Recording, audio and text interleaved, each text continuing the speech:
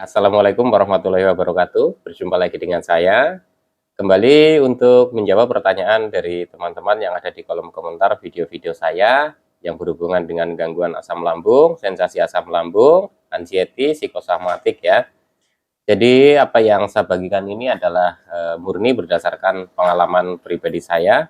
Jadi simak sampai dengan selesai. Barangkali ada pertanyaan dari teman-teman, nanti nggak terlewatkan ya. Langsung saja untuk menyingkat durasinya dari akunnya user. Assalamualaikum Mas. Waalaikumsalam. Cara mengatasi perut begah dan sering sendawa. Tenggorokan mengganjal, mohon dibantu Mas. Atau ada nomor WA yang bisa dihubungin. Jadi untuk sementara nomor WA belum saya share dulu ya teman-teman ya. Mohon dimaklumi ya teman-teman ya. Karena waktu untuk menjawab pertanyaan dari teman-teman ya saya memang ada, tapi ya karena saya itu kerja ya teman-teman ya, jadi saya luangkan waktu untuk memotivasi teman-teman dalam bentuk video seperti ini.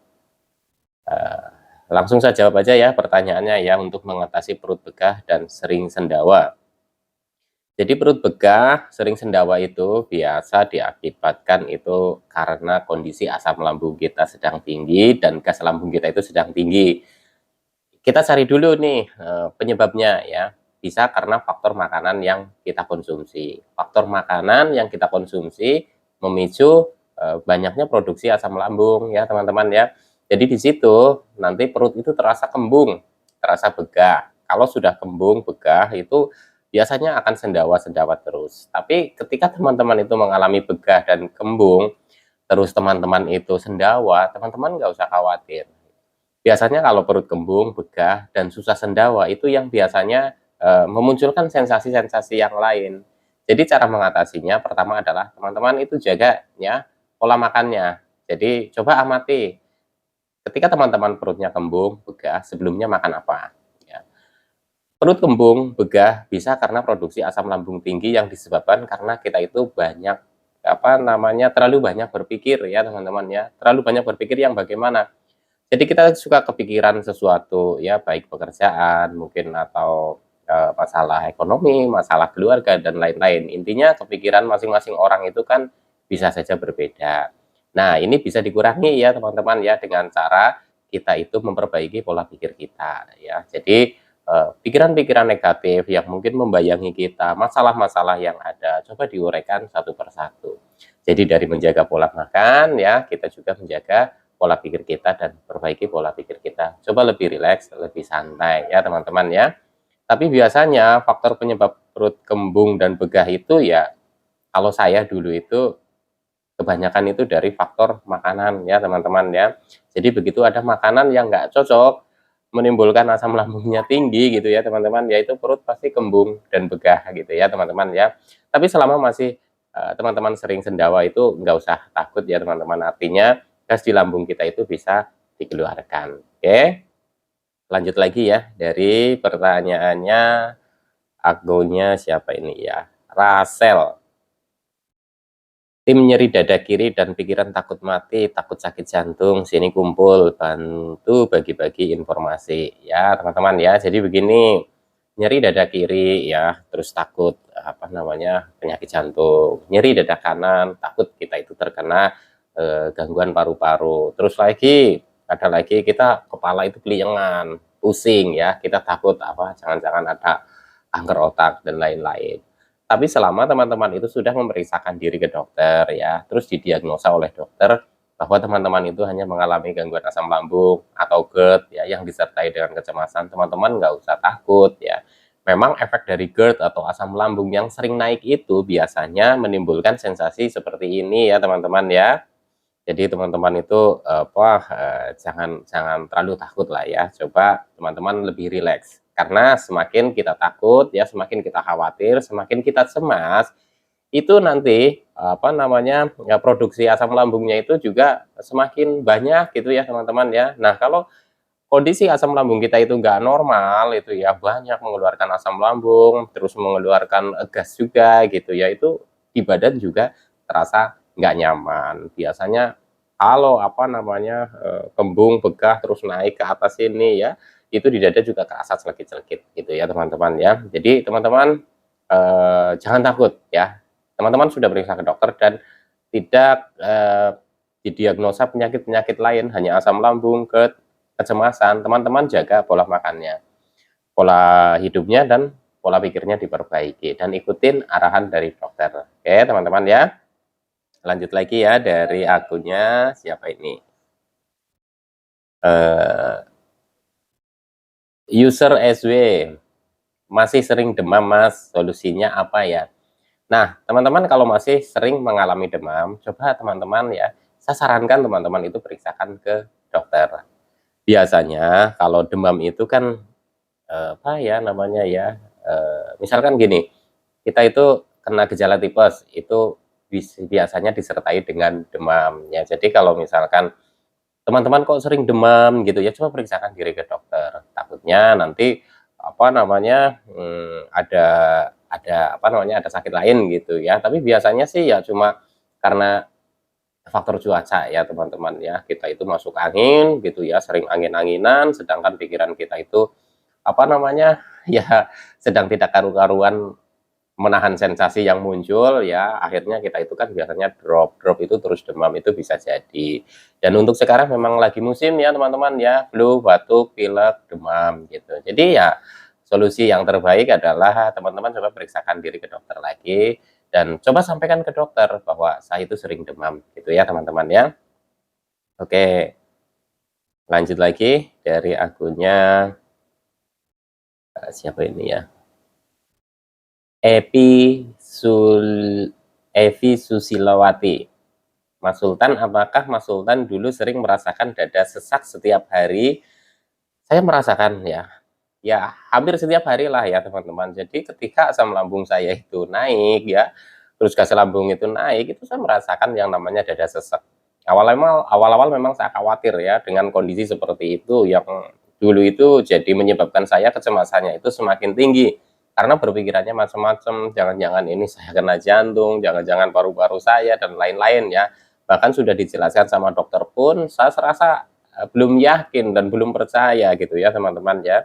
Tapi memang untuk penderita gangguan asam lambung ya, terus GERD gitu ya, apalagi disertai dengan kecemasan, biasanya kalau asam lambung naik itu dada itu terasa ngap ya, susah nafas, ditambah lagi kita itu panik dan cemas. Itu biasanya menambah intensitasnya ya teman-teman. Jadi ketika asam lambung itu sudah naik, coba teman-teman usahakan untuk tenang dan rileks. Memang ini susah, dalam kondisi seperti ini susah, saya dulu pun juga mengalami seperti itu. Untuk rileks dan tenang itu susah, akan tetapi ini bisa dilatih teman-teman ya. Coba pada saat muncul sensasi seperti itu, kita latihan, tenangkan diri, rileks, rileks ya.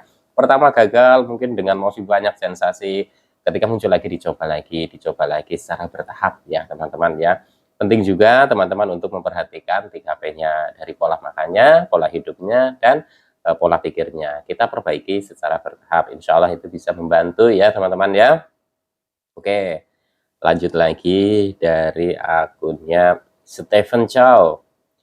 Musim meriang, batuk berdahak, pilek sampai ke anak-anak, dan lagi merasakan itu terus, napas cepet gitu, berat, langsung panik. Ada lagi, apa itu respon dan tubuh saja ya? Jadi apakah itu respon tubuh saja? Ya memang ya teman-teman ya, dalam kondisi musim seperti ini ya, tadi sudah saya sampaikan ya, saya sendiri nih ya, kemarin 1 minggu kalau nggak salah ya, itu mengalami apa namanya, flu ya, flu, pilek gitu ya teman-teman ya.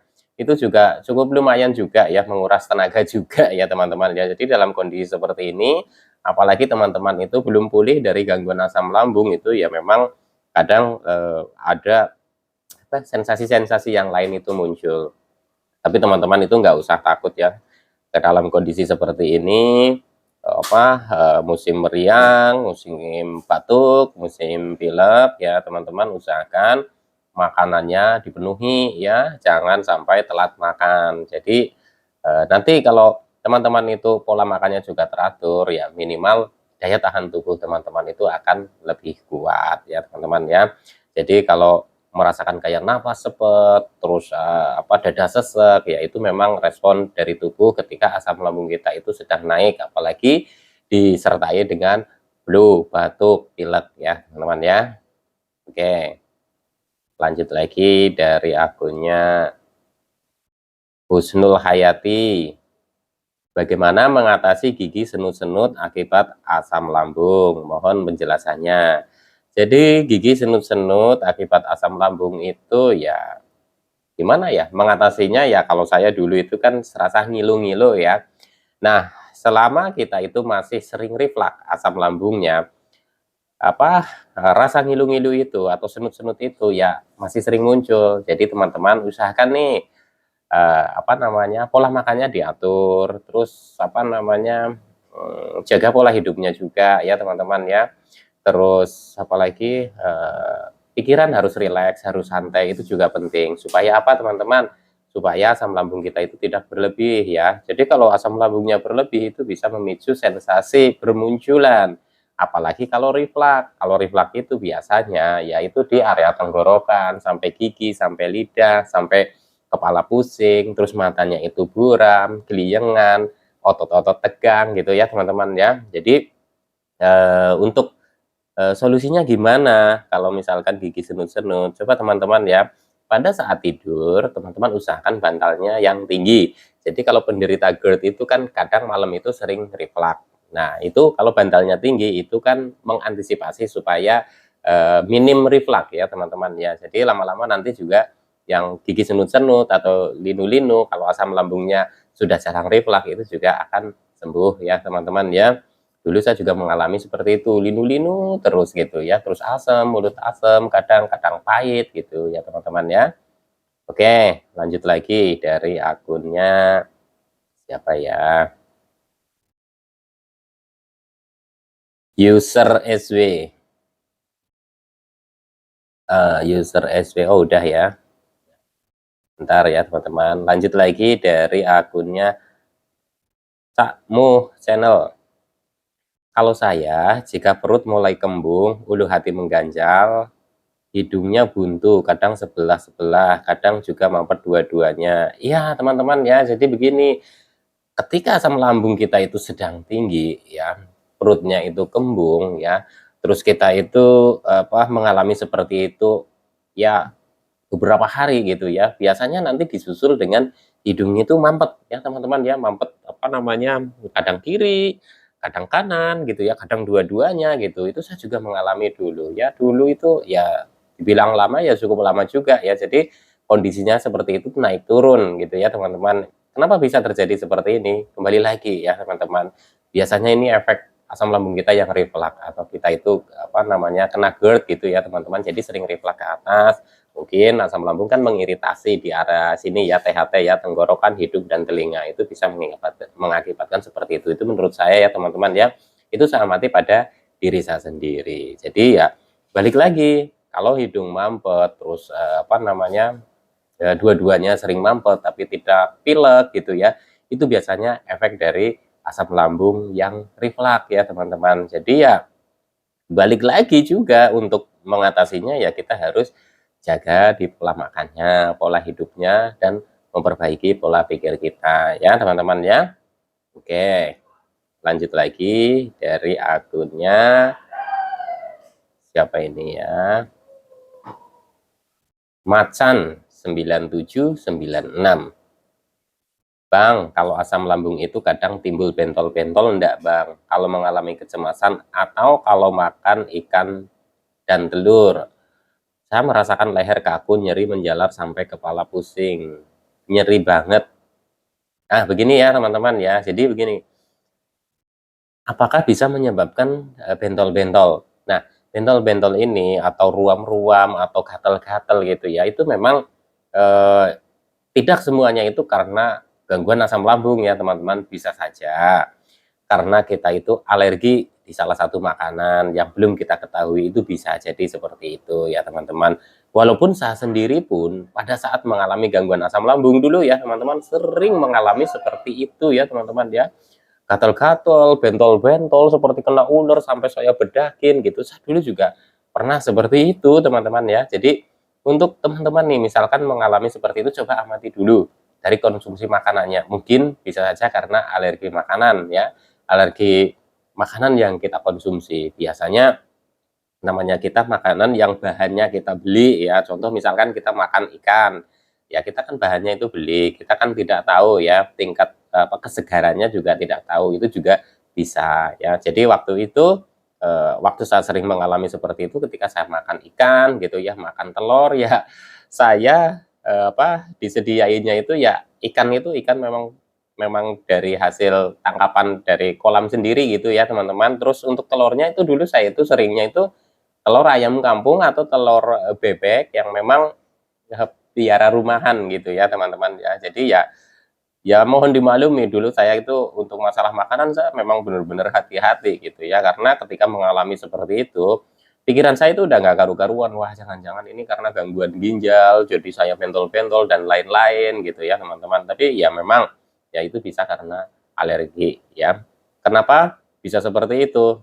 Ya logikanya saja ya teman-teman ya, dalam kondisi kita terkena gangguan asam lambung, metabolisme kita itu kan metabolisme tubuh kita itu kan terganggu ya. Jadi ya organ-organ, tubuh kita itu kan belum bekerja secara maksimal. Jadi yang tadinya mungkin ketika kita makan sesuatu itu masih tahan gitu ya, dalam kondisi kita terkena gangguan asam lambung, kita itu apa namanya, ya fungsi organ-organ yang lainnya agak menurun gitu ya, jadinya kita itu gatal-gatal, itu bisa jadi seperti itu ya teman-teman. Tapi alangkah baiknya ketika teman-teman mengalami seperti ini, konsultasikan dengan ahlinya, yaitu dokter ya teman-teman ya. Kalau leher kaku-kaku, terus nyeri menjalar sampai ke kepala, pusing, ya bisa jadi itu karena asam lambung yang reflaks.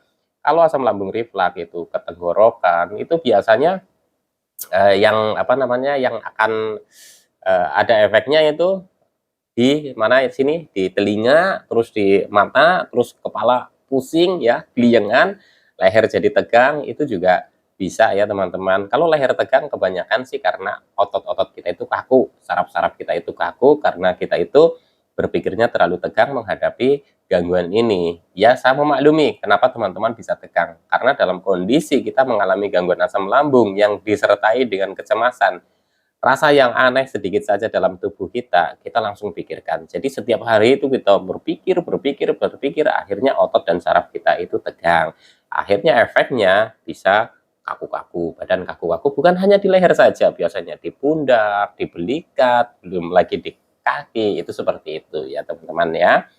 Balik lagi ya teman-teman ya, untuk apa namanya, menguranginya ya kita mulai dari sekarang itu perbaiki yang namanya pola makannya, pola hidupnya, terus kita perbaiki juga pola pikirnya. Jangan lupa teman-teman juga periksakan diri ke dokter. Jadi kalau teman-teman sudah periksa diri ke dokter, tidak didiagnosa penyakit lain, ikuti arahan dari dokter dan kita eh, jaga, kita perbaiki 3P-nya secara konsisten. Insya Allah itu akan membuahkan hasil ya. Gangguan ini sembuhnya perlu proses ya. Jadi untuk teman-teman tetap semangat. Saya yakin teman-teman juga bisa sembuh. Oke teman-teman, sekian dulu ya. Semoga bermanfaat. Nanti disambung lagi mungkin dengan tema yang lain atau masih menjawab seputar pertanyaan-pertanyaan yang ada di kolom komentar ya. Insya Allah nanti saya bikin video lagi ya teman-teman ya. Sekian dulu, tetap semangat, salam sehat jasmani dan rohani. Wassalamualaikum warahmatullahi wabarakatuh.